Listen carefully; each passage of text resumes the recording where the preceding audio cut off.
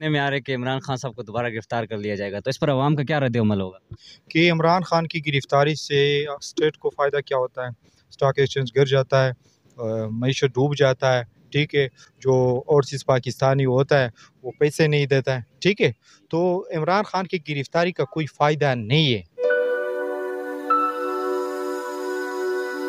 वालेकुम, इसी के साथ मैं एस5 मीडिया से आपका मेज़बान मोहम्मद जवाद सईद एक नई वीडियो के साथ जिस तरह के आप पाकिस्तान के मौजूदा हालात चल रहे हैं और इमरान खान साहब की जिस तरह लगता है कि उम्मीद है कि दोबारा गिरफ्तारी होगी, तो इसी के मुतल्लिक़ हम बात करेंगे उनके मतलब कारकुनों से या उनके चाहने वालों से कि आया कि अगर वो दोबारा गिरफ्तार होते हैं, जिस तरह पाकिस्तान के एक बार पहले जब गिरफ्तार हुए थे तो पाकिस्तान के हालात काफ़ी बिगड़ चुके थे।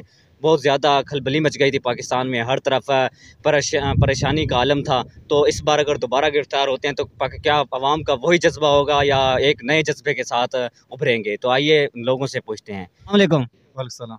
अच्छा, अगर इस बार इमरान खान साहब को गिरफ्तार किया जाता है तो इस पर अवाम का क्या रद्द-ओ-अमल होगा? ठीक है, हम देखते हैं। बिस्मिल्लाहिर्रहमानिर्रहीम। पहले तो ये बात है कि वो अगर आप जिस तरह आप कहते हैं कि इमरान खान गिरफ्तार हो जाएँ, सारे ये कहते गिरफ्तार हो जाएँ तो क्या होगा? मुझे ये बताएँ कि इमरान खान की गिरफ्तारी से स्टेट को फ़ायदा क्या होता है? स्टॉक एक्सचेंज गिर जाता है, मईशत डूब जाता है, ठीक है? जो ओवरसीज़ पाकिस्तानी होता है, वो पैसे नहीं देता है, ठीक है? तो इमरान खान की गिरफ्तारी का कोई फ़ायदा नहीं है। ये वैसे ये जो आया है, अभी देखो ना जो पार्लियामेंट में लोग आए हैं, ये 40 साल वाले तजर्बाकार, बल्कि इसका तजर्बा करप्शन में है, वैसे उससे पहले बता देते हैं।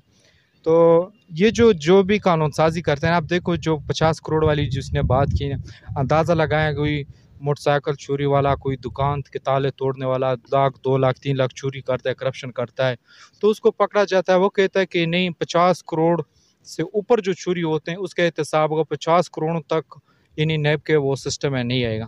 तो ये उसने ये अपने लिए बनाया कि हम 50 करोड़ तक करप्शन या चोरी कर सकते हैं। ये कोई कानून है? ये नून लीग वाले जो भी आते हैं फ़ौज के बलबूते पर, ठीक है? तो ये मस्ती में आकर कानून साज़ी जितना ही बना सकता है। आप अंदाज़ा लगाएँ, जहाँ तक मेरे पास मालूमात है, क्योंकि हम तो 2001 या 2000 वाला यंग तबका है, इतना पता नहीं है। जितना ये इसने अत्म-ए-दमात, ये असम्बलियाँ गिराई है बेनज़ीर के वक़्त से लेकर, ये सारा ये जो काम कर रहे हैं, ये नून लीग कर रहे हैं। ये क्यों कर रहा है?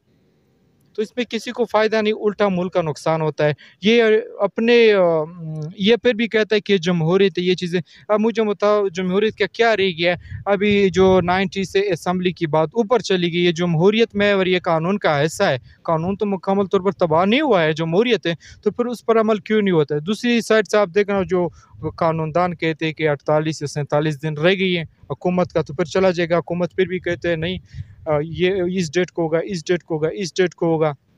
तो ना इलेक्शन की ऐलान कर सकते, ना कुछ भी कर सकते। सिर्फ़ ये लगे इमरान खान गिरफ़्तार हो जाएँगे। इमरान ख़ यार मुझे ये बताओ कि इमरान खान की गिरफ़्तारी से तुझे फ़ायदा है क्या? अच्छा, आपने ये सब बातें की हैं, तो इसके आखिर में ये है कि वो कौन-सी चीज़ें हैं जो अप्लाई करें, मतलब जो की जानी चाहिए जिसके ऊपर मतलब मुल्क को, कौम को फ़ायदा हो जिसमें? मकसद अब सजेशन की आप बात करें कि जिस तरह ये मुल्क तरक्की करे, तरक्की के लिए क्या करना चाहिए? सबसे पहले तो मैं ये बात कर चाहूँ ना कि लड़ाई होती है, जंगें होती है, कुछ भी होती है। अफ़गानिस्तान आपकी मिसाल है, कुछ भी नहीं, 20 साला जंग हो गया, जंग के बाद एक माहिदा हो गया अंग्रेज़ों के साथ, ठीक है? ठीक है, तो पाकिस्तानी वगैरह दुनिया के और भी लोग इसमें शामिल थे, माहिदा हो गया, अफ़गानिस्तान छोड़ दिया अमेरिका ने, ठीक है?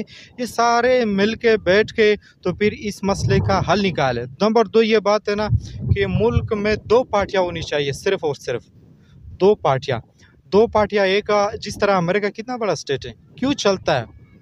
इसलिए वहाँ चलता है कि उसमें कानून है, 2 पार्टियाँ हैं, एक हुकूमत में आती है, एक अपोज़िशन में आती है। इधर तो जमहूरियत के नाम पे हर पार्टी ज़्यादा हो गई, हर एक अपना-अपना कोने से भौंकता है, भौंकना शुरू हो गया है। अगर कोई मुल्क में अच्छा भी करे ना, तो अपने ऊपर लाने के लिए वो उस पर ज़रूरन झूठे उल्टे-पुल्टे इल्ज़ामात लगाएँगे, अपनी शोमेंट के लिए, ताकि मैं भी सियासत का हिस्सा मैं आ जाऊँ। हालाँकि वो झूठा बोलते हैं। अभी देखो ना, ये जो चैनल प्राइवेट बने हो गए, जिस तरह आप शायद देख चो, जो शाहज़ेब खानज़ादा राना सनाउल्लाह को 2 टूक बोलने वाला सियासतदान कहता है। यानी 2 टूक अल्फ़ाज़ में तो इमरान खान कह सकता था। ईमानदार बंदा है ना।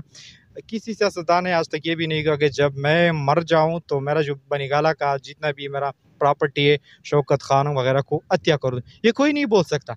फिर भी कहते हैं इमरान खान के ऊपर करप्शन के इल्ज़ाम। भाई इमरान खान को अगर पैसे की ज़रूरत होता तो मैं सिंपल सी वो जो इमरान खान का जो बड़ा कज़न है ना नवाज शरीफ जरदारी, तो उसको कॉल करता कि भाई जान मुझे पैसे की ज़रूरत है, मुझे दे दो, मैं साइड ले लूँगा, साइड पे हो जाऊँगा, पीछे हो जाऊँगा, आगे हो जाऊँगा, ठीक है।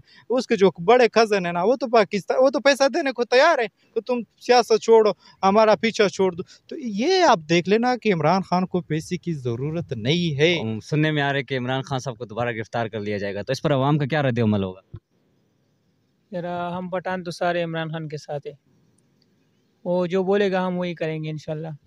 नहीं, उनके बोलने का मौका ही नहीं दिया जाए, पहले गिरफ्तार कर लिया जाए, तो फिर आप मतलब आपके जज़्बात क्या होंगे उस वक़्त? हम हमारे जो सीनियर्स हैं ना उसके अलावा वो जो कहेगा हम वही करेंगे। मतलब आपके सीनियर जैसे मुराद सईद, अली मोहम्मद खान, ये सीनियर्स हैं आपके? ये हमारे सीनियर्स हैं, हमारे इलाके के पठान है वो।